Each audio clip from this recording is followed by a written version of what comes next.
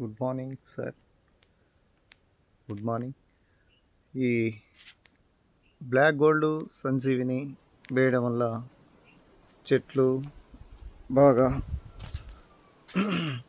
క్లియర్గా కింద భూమి క్లియర్ చేయడం, అలాగే చెట్టు కూడా బాగా మంచిగా ఏపుగా పెరగడము, మొద్దు కూడా బాగా బలాన్ని బాగా ఇది చేస్తుంది.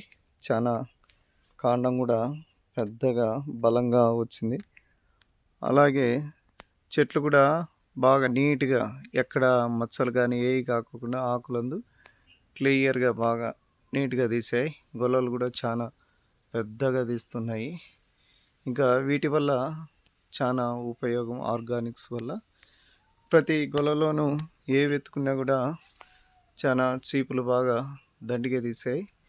ఇంకా ప్రతి అన్నిటికీ చెట్లు కూడా చాలా ఏపుగా పెరిగాయి.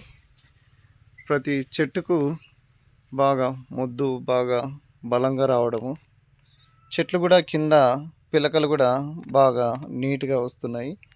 ఈ సంజీవిని బ్లాక్ గోల్డ్ వల్ల చాలా ఉపయోగాలు ఉన్నాయి.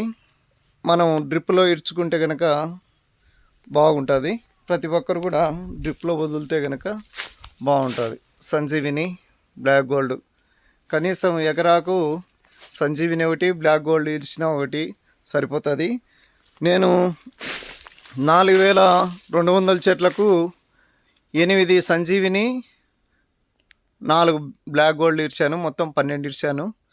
బాగా మంచిగా చెట్లు కూడా నీట్గా క్లారిటీగా బాగా ఏపుగా కింద భూమి కూడా క్లియర్ చేసి చెట్లు కూడా బాగా నీట్గా ఉన్నాయి.